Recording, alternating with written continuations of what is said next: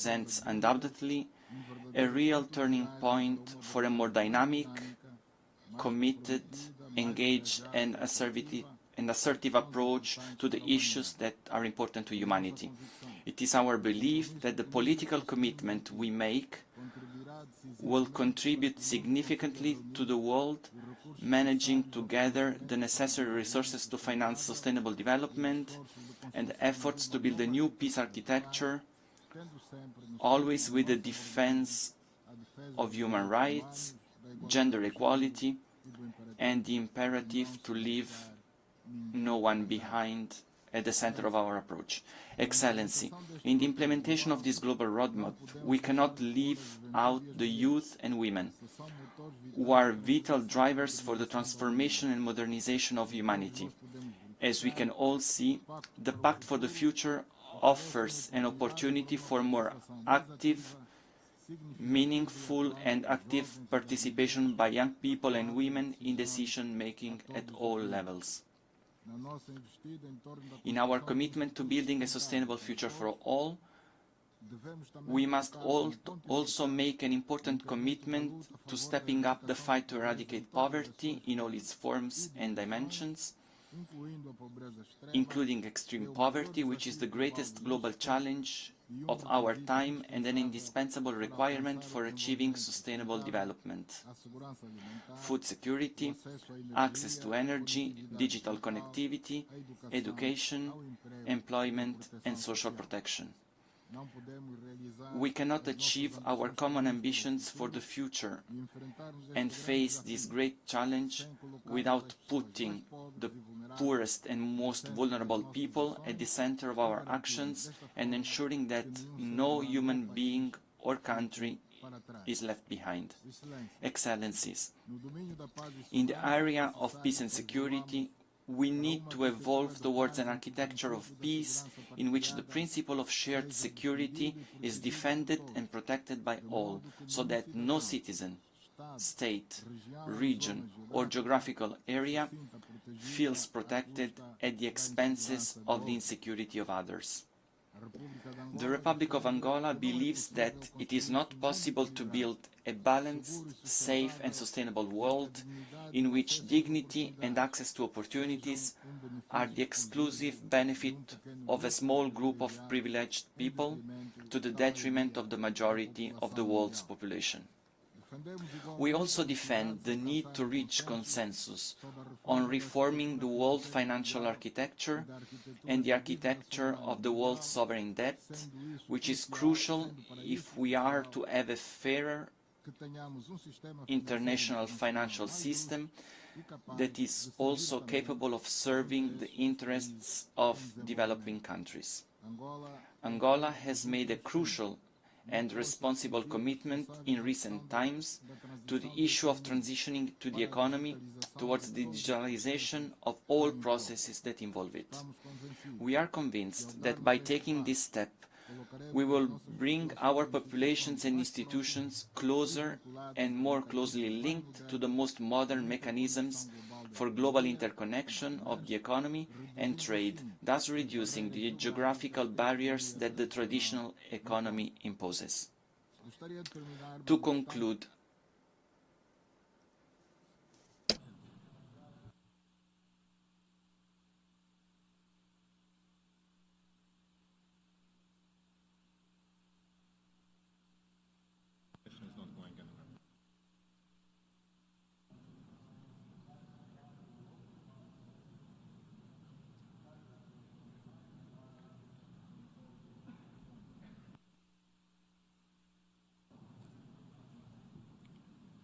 I thank the President of the Republic of Angola.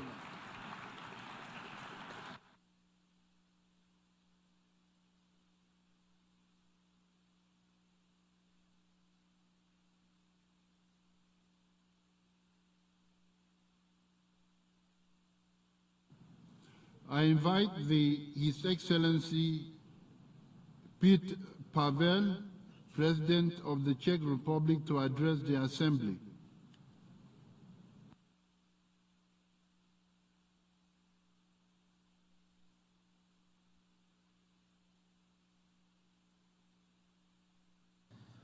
Mr. President, Secretary General, Excellencies, ladies and gentlemen, I am grateful to address this distinguished audience and express my gratitude to the Secretary General and his team, who started one of the most important processes of our time, focused on revitalizing multilateralism.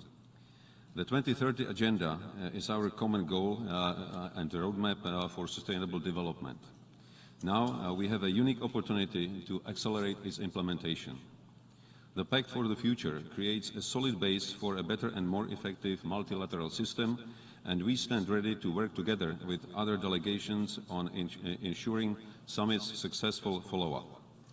In order to find the right way forward, we need to know and understand the challenges that threaten our future.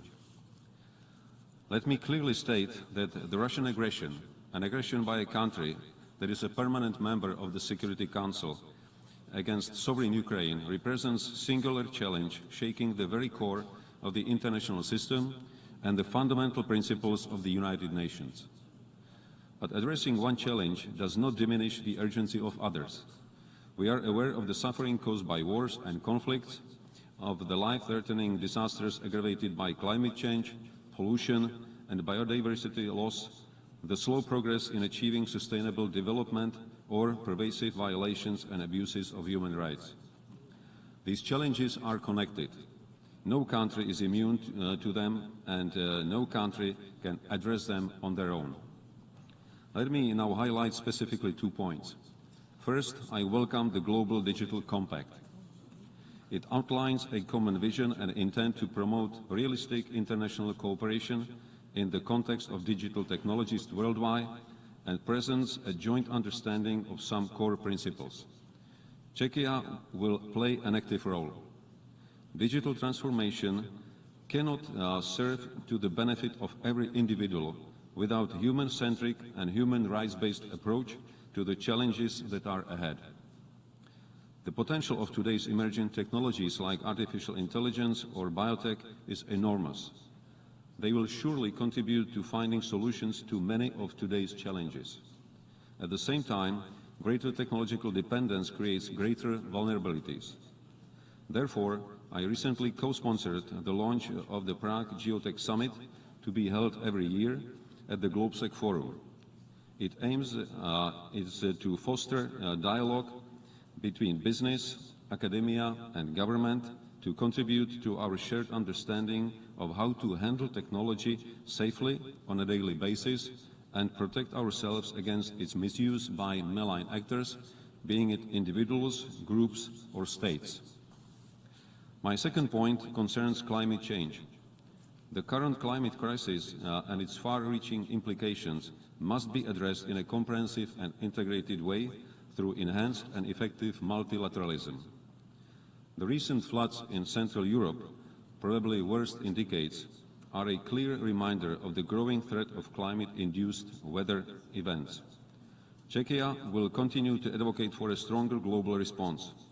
Addressing climate change is more than one of the 17 Sustainable Development Goals. It is a threat multiplier with the potential to worsen some of humanity's greatest challenges, such as poverty, hunger or health.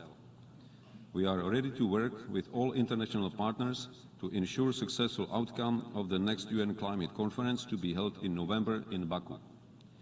Through our bilateral and multilateral development assistance, we implement a wide range of climate-related projects to help partner countries to mitigate and adapt to the impacts of climate change.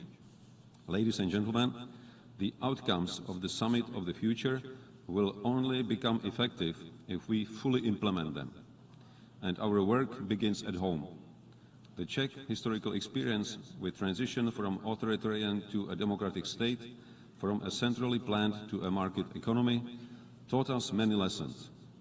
Ever since then, we have been striving to build upon the benefits of participatory decision-making, particularly youth engagement, rule of law, and accountable institutions as catalysts for a sustainable future for all.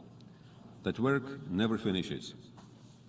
To end with, I wish to confirm that Czechia joins others in demanding a tangible reform of the UN system.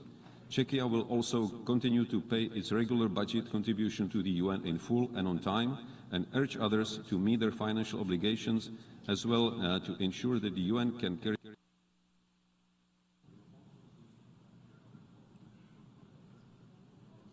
I thank the President of the Czech Republic.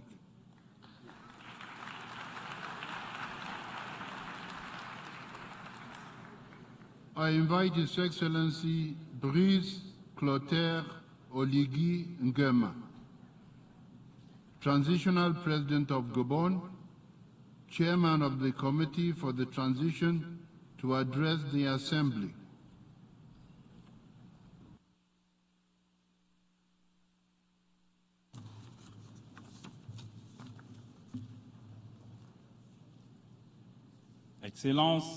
Excellencies, ladies and gentlemen, heads of state and government, Mr. President of the 79th session of the United Nations General Assembly, Mr. Secretary General of the United Nations, distinguished guests, ladies and gentlemen, on the occasion of this historic date, I wish to take this opportunity to voice my encouragement to the President of the 79th session of the General Assembly, His Excellency Philemon Yang, as well as all member states, on the convening of this important summit on the sidelines of the General Assembly. Like previous speakers, I wish to thank the co-chairs of the negotiations for their efforts. Since my assumption of office, the Committee for the Restoration of Institutions has demonstrated not just the desire to restore the fundamental rights of citizens, but also to implement meaningful reforms to improve people's living standards while upholding our international commitments. This process, an inclusive process, is a promise of hope through transparent and accountable governance, thereby enhancing trust between peoples and leaders. This spirit of national restoration is reflective of our commitment to multilateralism, which we view as a critical lever towards peace throughout the world. In terms of international peace and security, it appears evident to all that the United Nations Security Council needs to be reformed to reflect present-day realities and demands, and as well as challenges. Africa is an area where there are unfortunate conflicts taking place, needs to be proactively involved in these reforms. And to achieve this, there is a need for the reform of the international financial architecture with meaningful investments in the attainment of the Sustainable Development Goals.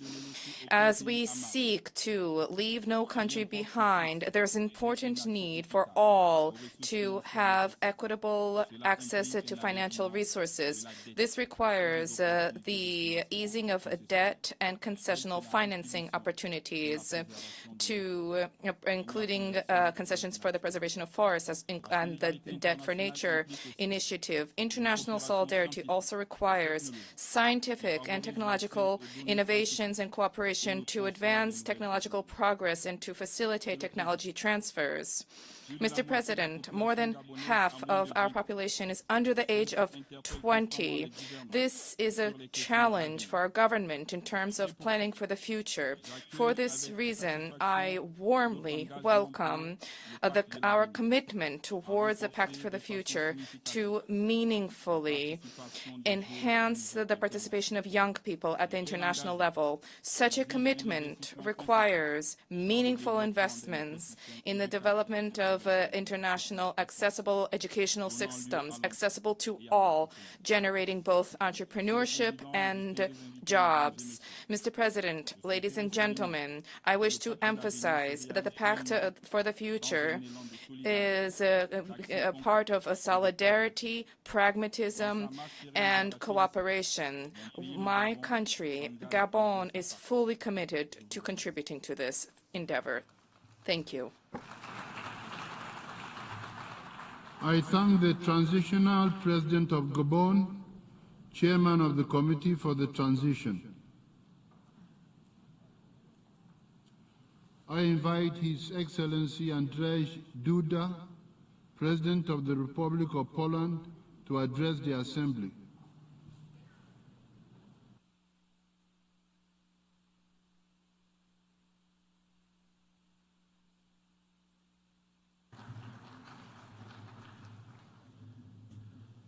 Mr. Secretary General, Your Excellencies, at the outset, let me thank the Secretary General for his initiative to convene this summit and all the countries facilitating the negotiations of its documents.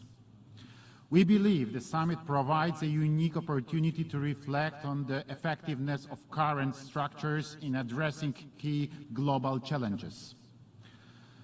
We all can see significant shifts in international relations. The order based on international law and solidarity enshrined in the UN Charter is under serious threat. The global multilateral system has become in many ways dysfunctional and needs to be reformed. We cannot accept that those who challenge the order based on the UN Charter are gaining strength. Russia's aggression against Ukraine is a striking example. As a permanent member of the Security Council, Russia should uphold the UN Charter and the international law. However, by attacking a sovereign state, it has relinquished its responsibility. Consequently, Russia can no longer claim to be safeguarding the security of the international system and that of other nations. We must strive to improve the efficiency of the UN system. In order to restore faith in multilateralism and maintain peace and security, it is necessary to strengthen international law. Despite many reservations about the UN system, there is no better alternative to multilateralism. Today's global challenges are complex and require collective action, as individual states cannot address them alone. Commitment to multilateralism with the UN at its core is a cornerstone of Polish foreign policy. We are determined to defend the UN Charter and its principles.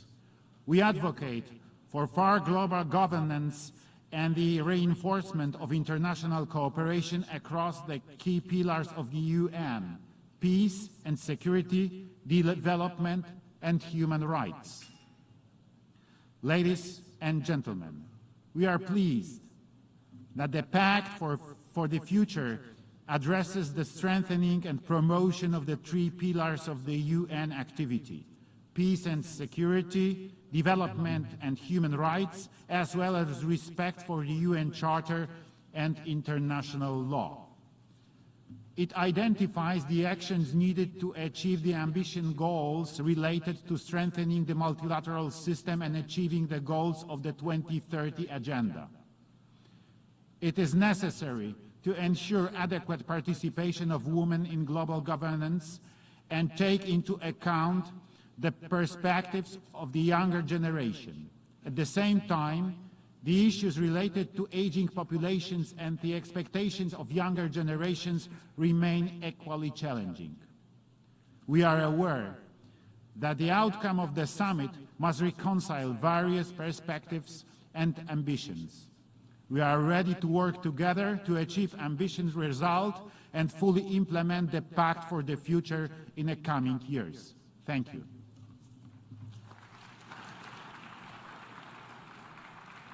I thank the President of the Republic of Poland.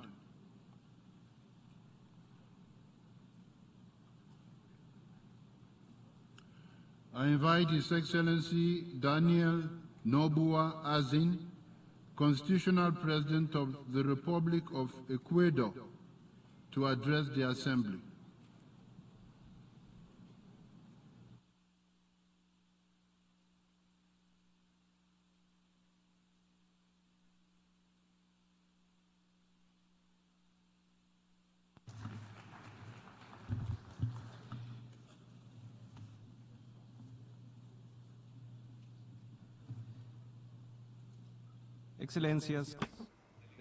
Excellencies, delegates, ladies and gentlemen,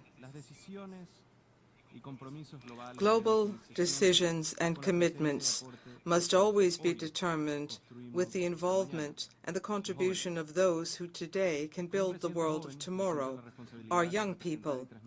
As a young president, I feel responsible for representing and sharing our hopes and wishes that the Pact for the Future will fulfill the promise of ensuring that we have a resilient, sustainable, and inclusive future.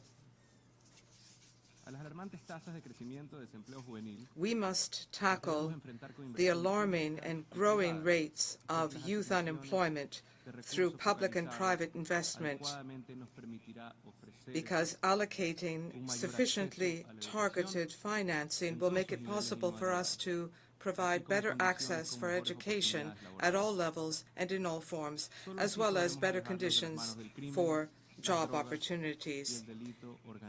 Only in this way can we pull our youth away from the grasp of crime, drugs, and transnational organized criminal activities. In Ecuador, we are creating tangible and genuine opportunities for our youth so that they have alternatives to dignity and to improve their living conditions, the living conditions of their families and of all of Ecuadorian society, through comprehensive public policy, scholarships, and financial incentives. We've taken decisions that have given us hope, because that is the way to build an environment of safety and peace. In so doing, we are ensuring that every young person will contribute to the economic, social, and environmental development, a better future for our society. If we do not give our youth a country at peace, what future can we speak of? And therefore, I reaffirm at this global forum Ecuador's commitment to peace. We must promote multilateral and UN mechanisms to address the multidimensional crises, new global threats, destabilizing regions, eroding democracy and the rule of law, and reducing the opportunities for the well-being of our young citizens. There is an inseparable link between peace and development. Violence and insecurity are often associated with instability, the lack of opportunities and resources. We must recognize this interrelationship in order to develop effective strategies which will comprehensively address economic inequalities and security problems. Our voluntary national review, introduced 2 months ago at this UN, revealed that 6 targets of SDG 16, peace, justice, and strong institutions, have synergies and interlink with 125 targets in the other SDGs. I'm very grateful for the support that we've received and for the tireless work done to assist us in our efforts. This correlation reaffirms that, in fact, making progress in areas of peace and justice is crucial for the comprehensive success of the Agenda 2030, demonstrating these close ties between peace and stability and sustainable development. Ecuador is committed to accelerating implementation of Agenda 2030, and we have aligned our national development plan with the SDGs. We have achieved significant achievement in reducing poverty, combating child malnutrition, and contributing to care of the environment. Today, Ecuador reaffirms its commitment to continue to work closely with all countries of the world in order to make the Pact for the Future, adopted yesterday, a reality. I would also make a particular comment. I understand what is happening in our countries. What's happening in Latin American countries is happening in Africa. 40% of our people in our country are between the ages of 14 and 35. If we do not meet their basic needs, if we do not address the basic needs and concerns of our young people, we will not achieve Agenda 2030. If we do not think about educating our young people, ensuring jobs for them, it will be impossible for us to achieve this agenda. We have to have a clear vision. Our young people are not just the future, they are our tool for arriving at that future, ensuring balance and justice. The microphone has been cut off. I thank the Constitutional President of the Republic of Ecuador, I invite His Excellency Peter Pellegrini, President of the Slovak Republic, to address the Assembly.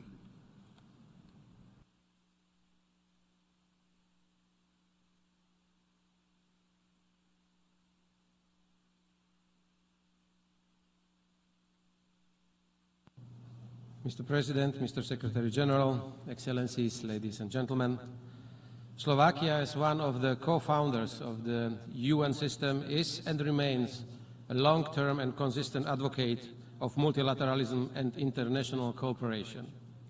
We welcome the agreed Pact for the Future and its annexes, the Global Digital Compact, and the Declaration on Future Generation. It's a long-needed success of multilateralism. My gratitude to the co-facilitators for their work, and also to the Secretary General for his vision that guided and shaped this summit. By the next year, 80 years will have passed since the Bretton Woods Conference, which changed the way of global governance. We know that what used to take centuries or millennia now takes decades or even years. In plain speech, many changes come more often and much faster than in the past. But we also live in a world with the highest amount of conflicts and humanitarian crises.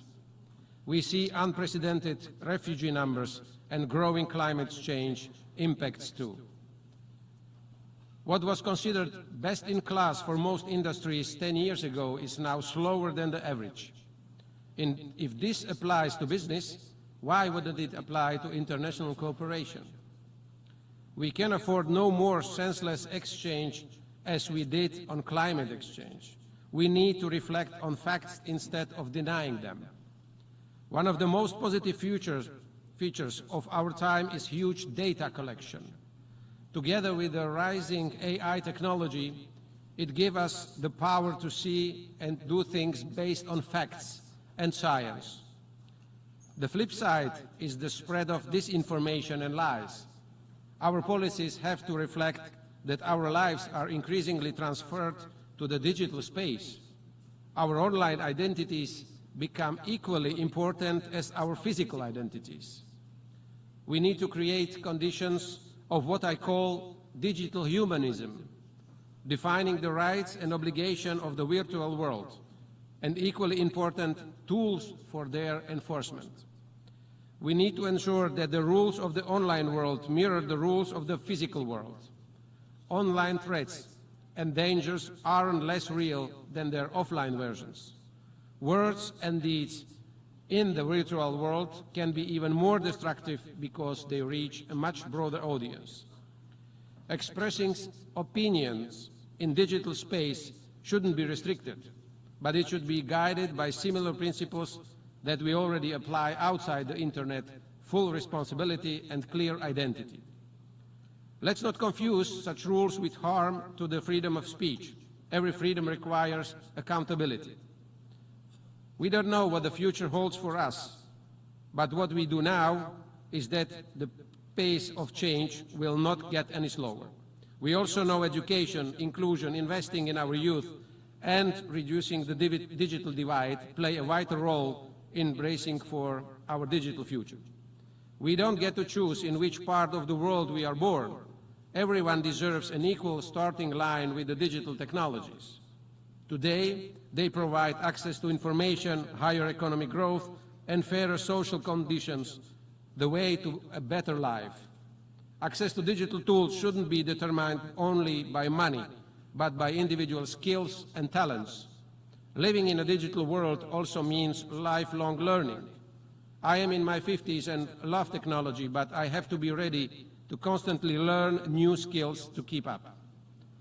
Change and adaptability will remain the only constants. Wise infrastructure choice, rich data collection and analysis, not intuition, bias or prejudice, should primarily shape our policies. We are on a steady road to an increasingly unstable world full of repeated crises. The global challenges are urgent and complex, and so must be our decision-making. Of course, a stronger, more effective and reformed multilateral system would be desired, but we can also manage with institutions and mechanisms that we already have in place. We need to invest more in respectful, practical and result-oriented cooperation, just like we did with this pact. It's also a way to reduce the mistrust among UN members and institutions.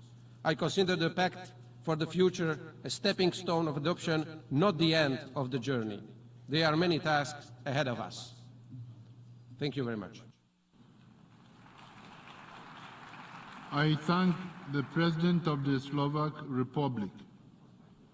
I invite His Excellency Alexander Stubb, President of the Republic of Finland, to address the Assembly.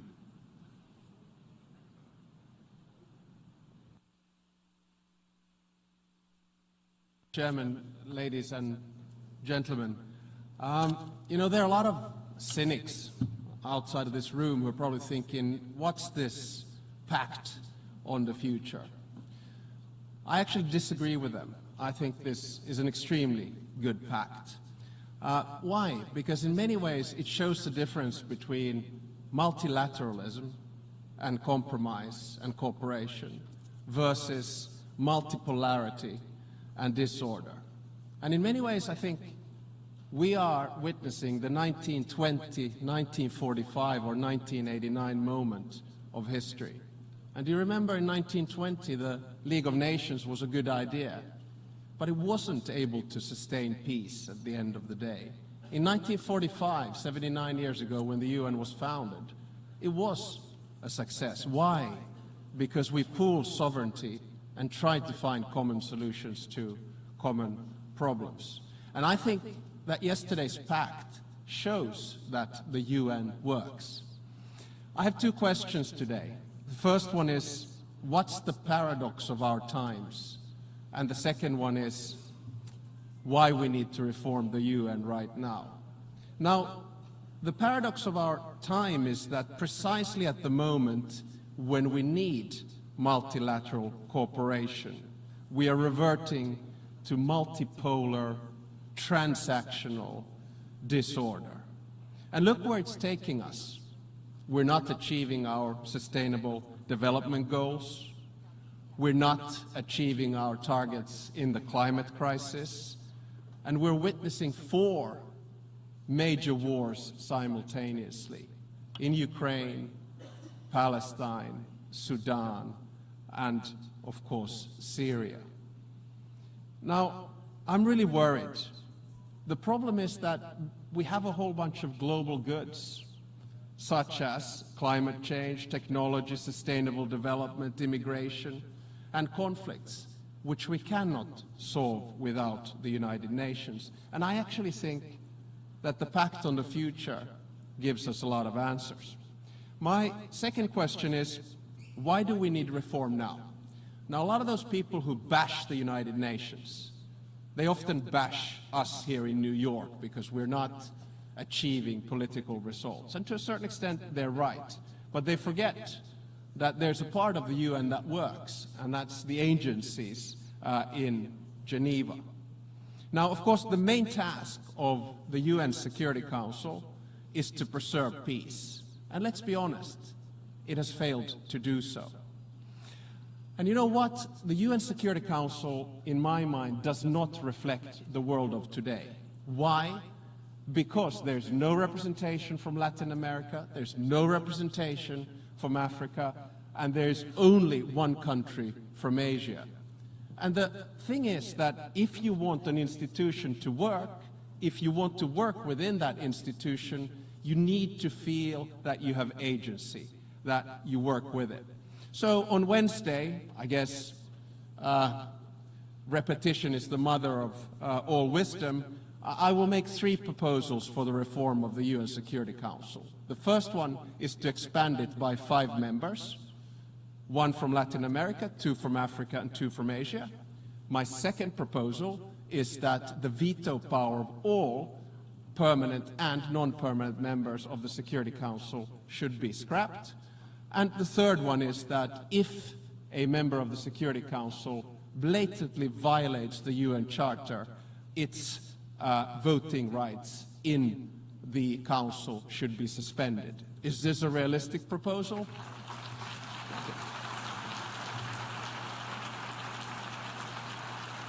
I hope the chairman gives me extra time because of the applause. I much appreciate that. So I will then conclude. I come from a very small country, Finland. We lost 10% of our territory to the Soviet Union in World War II, but our success as a country, coming from one of the poorest countries in Europe, now managing quite well, is linked to the United Nations. So I understand the meaning of the United Nations and multilateral cooperation. This pact on the future gives us many good answers. Let's start implementing it. Thank you very much.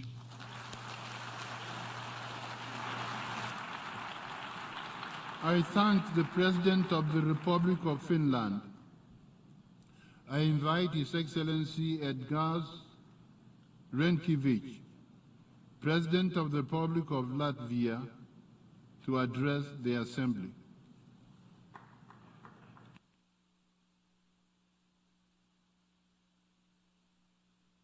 Your Excellency, President of the General Assembly, Excellencies, the world is changing, bringing along new opportunities and challenges for our societies. We need to be ready to adapt to the new realities. That is why we are all here, for our joint commitment to effective global cooperation, for our roadmap to collective action, the Pact for the Future. I would like to use this opportunity and thank Germany and Namibia for their leadership in steering the negotiations towards this ambitious outcome.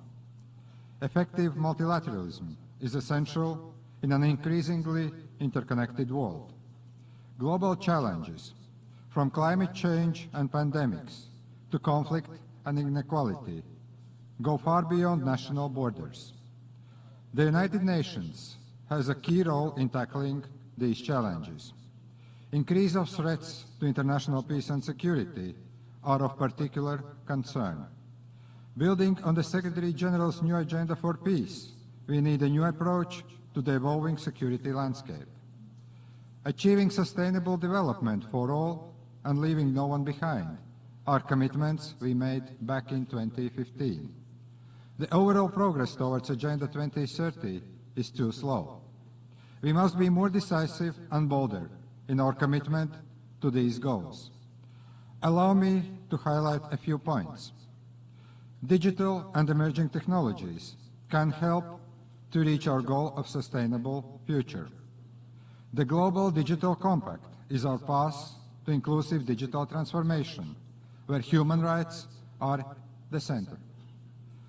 Our commitment to combat climate change and sea level rise must be carried out. For some countries, it is a matter of peace and security.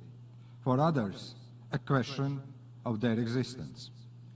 Gender equality and empowerment of women is a requirement for sustainable development. Latvia is a strong advocate for the Women, Peace and Security agenda, especially focusing on the elimination of war-related sexual violence.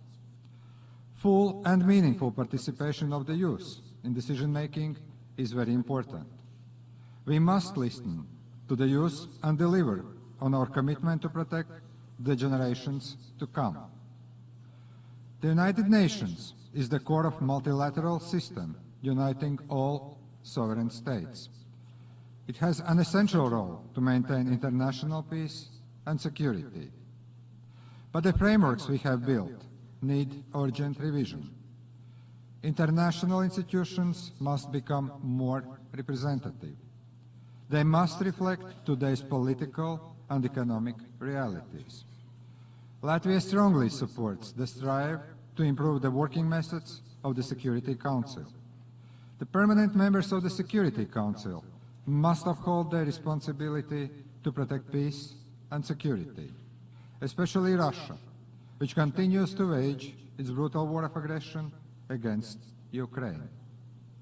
Ladies and gentlemen, if we deliver on these commitments and the Pact for the Future, it will echo through generations. Latvia is prepared to work towards safe, equal and sustainable future. Our commitment to the international rules-based order is driving also our bid for a non-permanent seat on the United Nations Security Council at the 2025 elections. Thank you. I thank the President of the Republic of Latvia. I invite His Excellency Emomali Rahmon, President of the Republic of Tajikistan, to address the Assembly.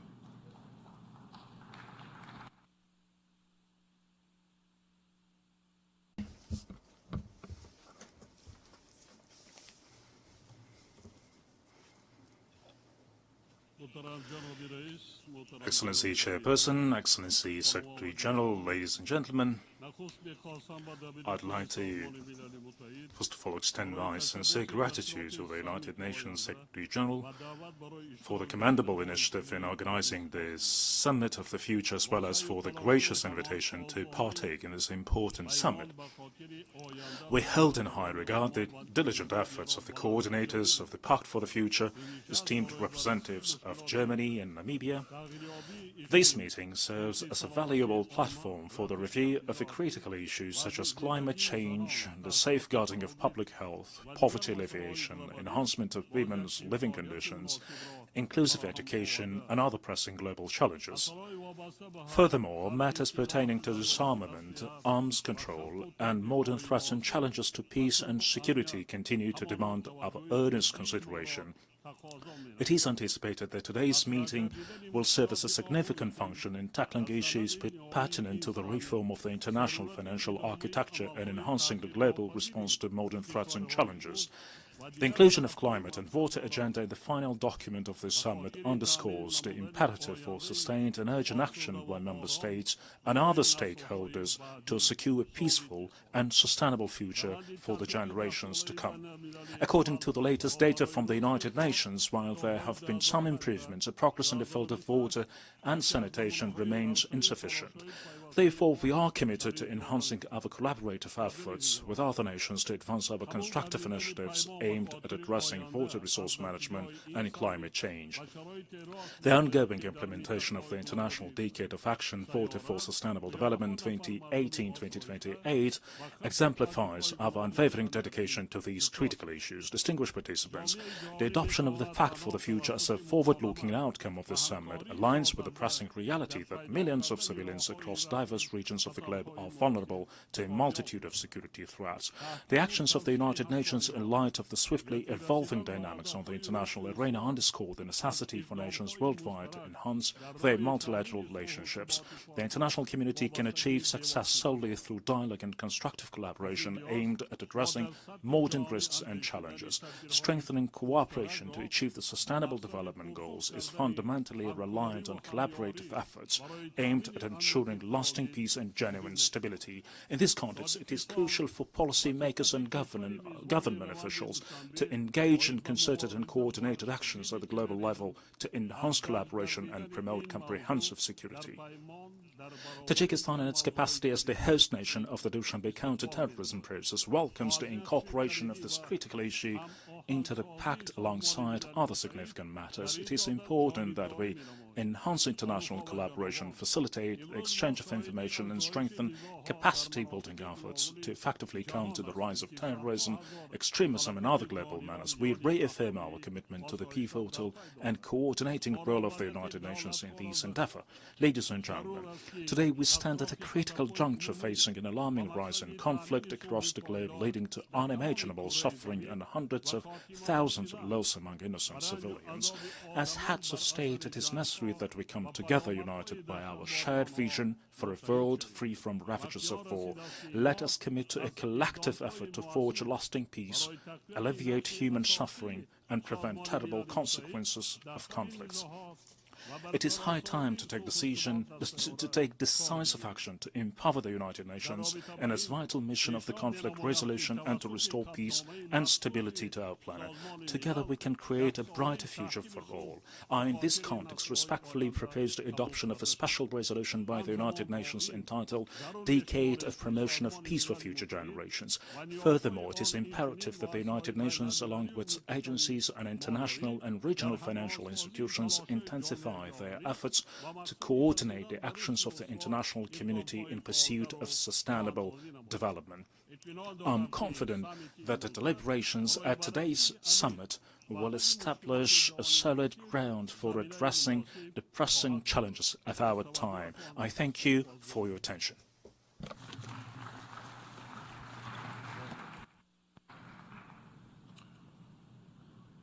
I thank the President of the Republic of Tajikistan.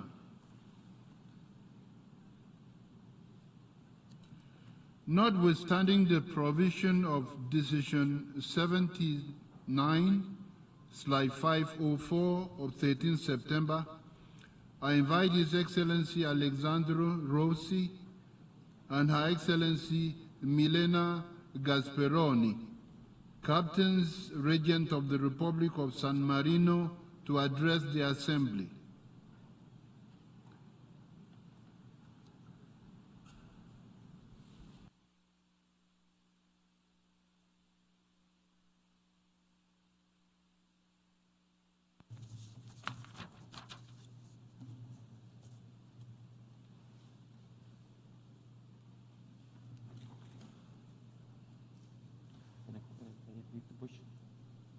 Okay. Mr. President, Mr. Secretary General, colleagues, the Republic of San Marino expresses deep concern about the armed conflict which are still ongoing around the world. We are now witnessing the highest number of wars since 1945, and the resulting devastating crises, such as worsening humanitarian crisis, bring every state face to face with its responsibilities.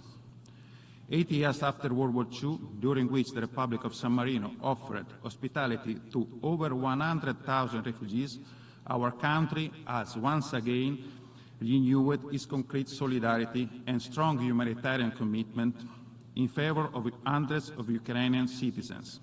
The Republic of San Marino has taken in over 400 Ukrainian refugees, more than 1% of the entire San Marino population, thanks to the solidarity of public and private institutions, NGOs, and with the help of many volunteers. Together with the refugee crisis, the impact of conflicts may lead to a global food crisis. In its capacity of promoter of the resolution establishing 29th of September as the International Day of Awareness of Food Loss and Waste, San Marino firmly believes that combating food loss and waste will help promote food security and welcomes all initiatives aimed at raising awareness of such responsible behavior. San Marino has decided to cooperate within the framework of international structures and mechanisms, at the top of which is United Nations Organization, because it firmly believes in dialogue, democracy, and respect for others, as founding values of peaceful coexistence among peoples. No one must remain indifferent to war, but instead we must all work responsibly to create the condition for dialogue and peace with the full involvement of international institutions. The importance of dialogue and its relevance in democratic and inclusive societies are the basis for the plan of action to combat violent extremism and the radicalization that leads to terrorism. The Republic of San Marino still remembers the outstanding work carried out by the late diplomat Guido Bellati Ceccoli with regard to the religious dimension of intercultural dialogue, which made our country an important point of reference on this subject and led to the opening in the Republic of a place of prayer and meditation for different types of spirituality. The Republic of San Marino is convinced that this historically important summit and its final declaration, the Pact for the Future, whose principles are fully shared by our country, will give a new impetus to the entire multilateral system and to international cooperation in general, strengthening the UN institutions so they continue to represent a beacon for the protection of peace and human rights. Indeed, in the case of small states, international law is seen as the one and the only safeguard in the event of a threat to their existence, and multilateral fora represent a valuable megaphone to make their voices heard, which would otherwise remain unheard. Within international fora, San Marino has always contributed to highlighting the role that small states can play as facilitators of dialogue and promoters of peace. The Summit of the Future will pave the way toward action leading to a safe, peaceful, fair, equal, and sustainable world, and our Republic will actively contribute to the search for collective solutions for a future of peace and dialogue, a better and more sustainable future for us and for future generations, in accordance with international law, including the United Nations Charter. Thank you all.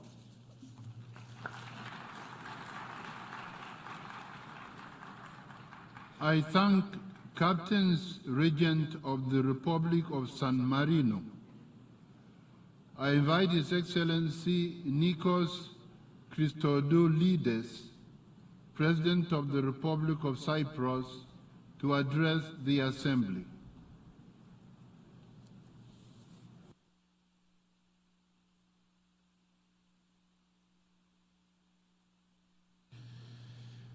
Excellencies, distinguished colleagues, last year's summit marked the beginning of a new phase as we collectively committed to accelerating progress towards achieving the Sustainable Development Goals.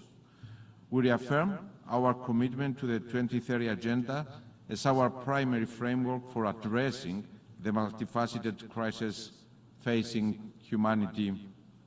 This year is another pivotal moment as we should reinvigorate global efforts to success a sustainable future for all. Climate change, inequality, and conflict are only some of the multiple challenges the world faces today. Addressing them requires leadership and transformative action. The intergovernmental negotiations of the Pact for the Future, the Global Digital Compact, and the Declaration on Future Generations have revealed the extent of our perspectives. However, it is precisely this diversity and the bridging of different views, understandings, and expectations that is the true strength of multilateralism.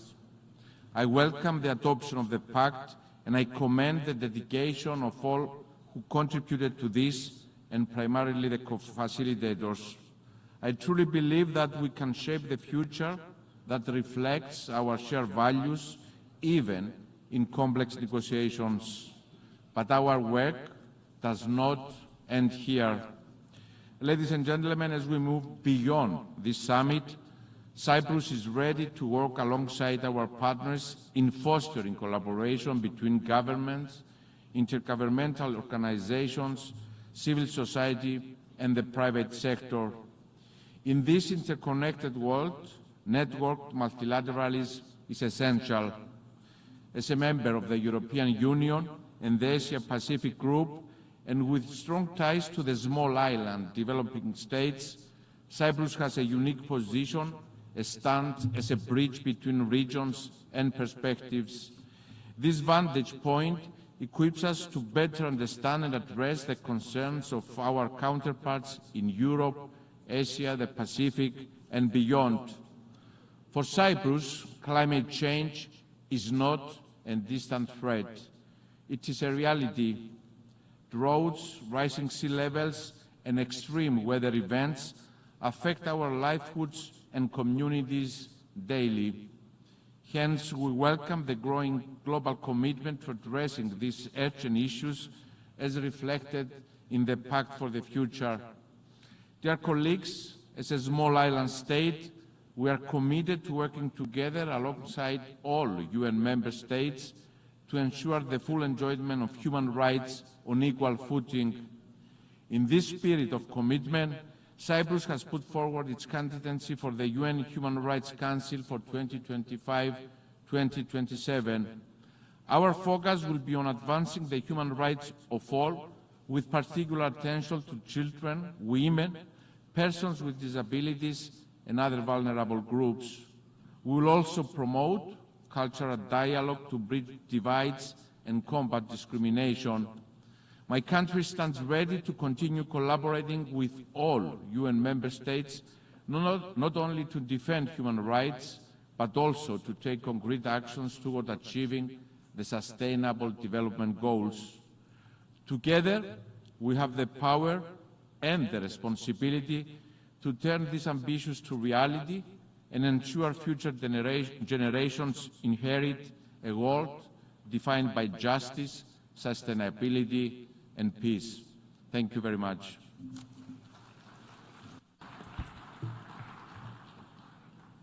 I thank the President of the Republic of Cyprus, and I invite His Highness Prince Albert II, Sovereign Prince of Monaco, to address the Assembly.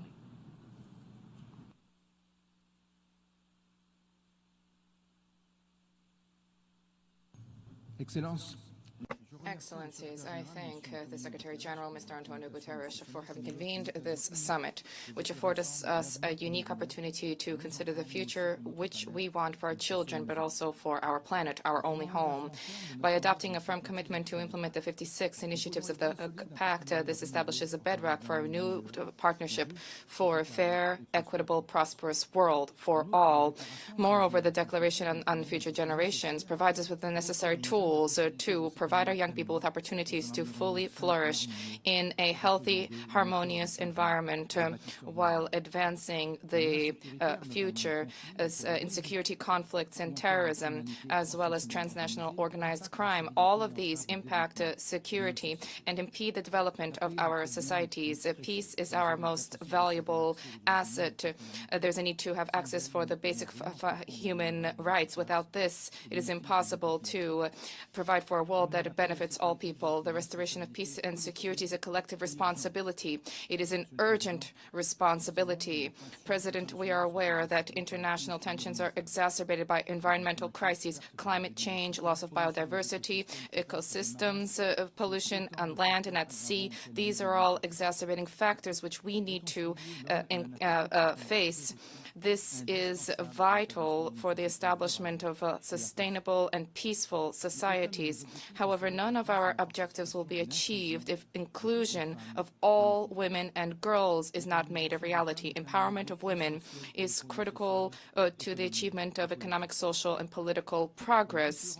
Ensuring equal access to education, economic and decision-making realms facilitate not just their personal empowerment, but also help to ensure professional progress. So the unification of sports is very frequently, the unifying power of sports is underestimated very often. This brings together peoples and cultures and helps to bring down social barriers. My country will continue to endeavor to ensure that the contribution of sports to peace and inclusive social development is recognized rightly within the United Nations. Mr. President, we are committed to mitigating potential risks linked to the misuse of digital technologies. And we are endeavoring to establish adequate norms for ethical use of these technologies, which is respectful of both human rights and the basic freedoms of all people. We need to guarantee that the use of these technologies is not diverted for malicious purposes. To that end, we welcome the adoption of a global digital compact. This summit, Mr. President, is a milestone for the multilateral system. It affords us an opportunity to rethink multilateralism, to make it more able to surmount present-day and future challenges, and to help reinforce trust in international institutions. This is why it is critical to accelerate our efforts to reform the governance of our institutions with the aim of making them more inclusive and representative and reflective of present-day realities. Multidimensional crises which we are encountering have resulted in delays in the achievement of Agenda 2030, and yet we have the necessary tools, legal tools, technical tools, scientific tools to deliver sustainable and effective solutions to meet present-day challenges. Let us act together decisively, for the future which we aspire to depends upon our present commitment. Thank you.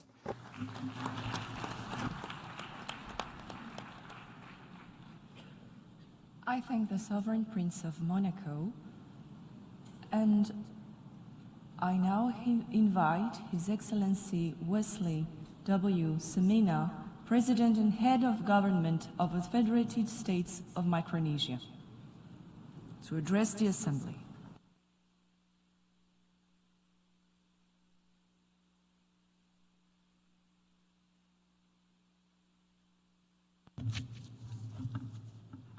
Thank you, President.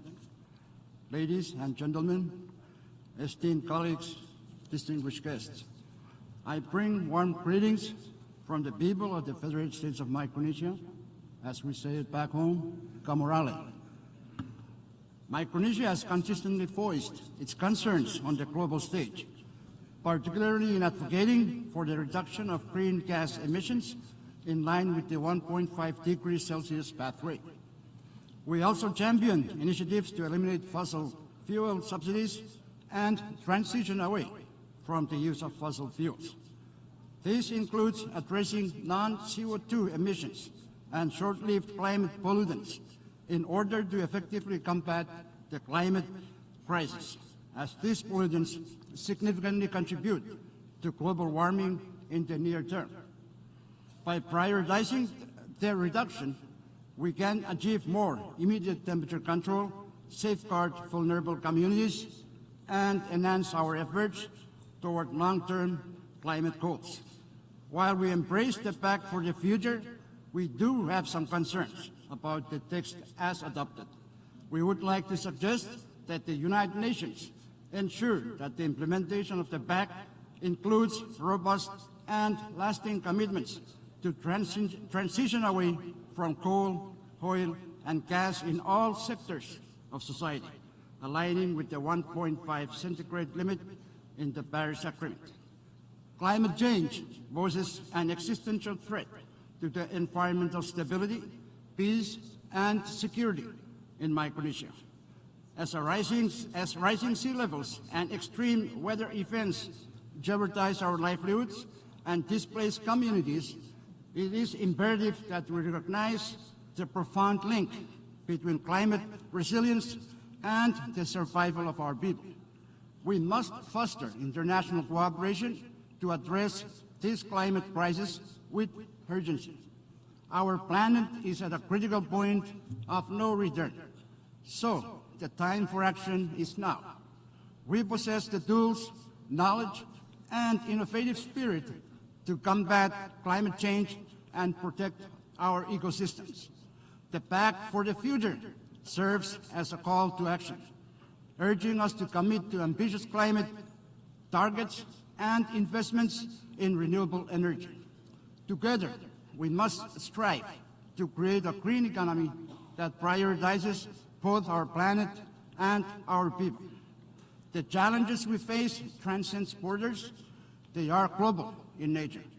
From public health to economic stability, our interconnectedness necessitates collaboration that goes beyond nationality and ideology. Let us forge partnerships, share resources, and establish frameworks for our collective resilience. We have engaged in formal discussions since yesterday, resulting in the adoption of the Pact. So each of us needs to dream boldly and act decisively in order to make it a reality. Therefore, our vision for the future must be crafted collectively by leaders, innovators, and citizens alike. Let us empower the next generation with the tools and knowledge they need to thrive in an ever-changing world. The Pact for the future is crucial for the survival of the livelihoods and the well-being of humanity, especially in small island developing states like mine. We continue to face extreme challenges as a consequence of climate change, and our livelihoods stand on the brink of devastation. Therefore, I appeal to all of you to rally behind this pact so that we can safeguard the future of our people and our world. I thank you.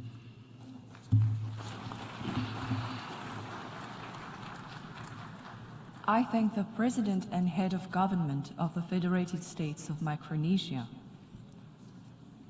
I invite His Excellency David Ranibok Adeyang, President and Head of State of the Republic of Nauru, to address the Assembly.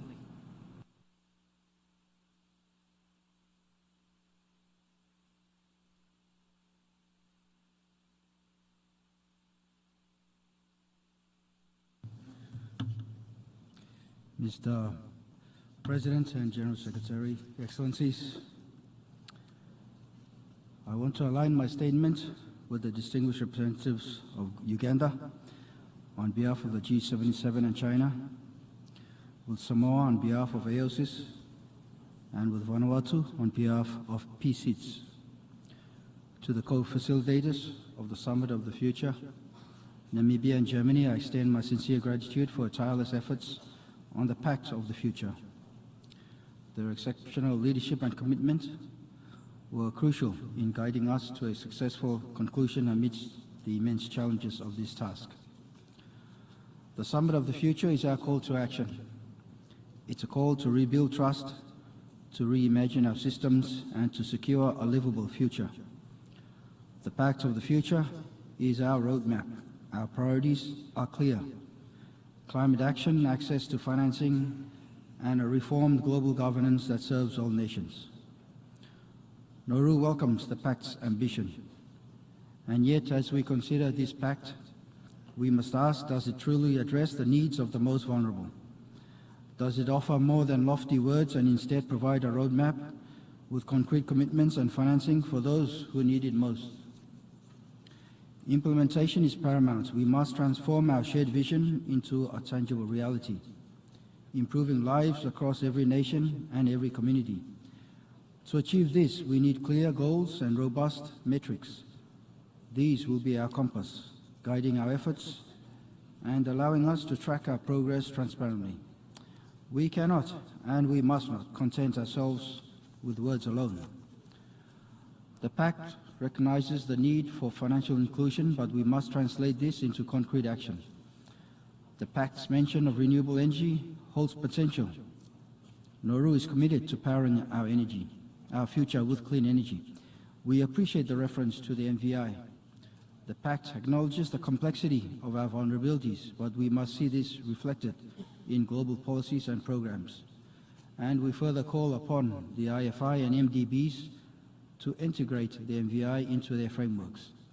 It is not just another statistic. It is a tool that provides a more accurate picture of our national circumstances, our strengths, our challenges, and our potential. The path ahead will not be easy. It demands commitment, innovative thinking, and the courage to challenge existing norms. We will judge this Pact not on the words spoken here, but on the actions taken in the years to come. And as we live this summit, let us carry with us not just hope, but determination. Let our actions speak louder than our words, and let us work to ensure that the Pact for the Future delivers on its promise. Matabai.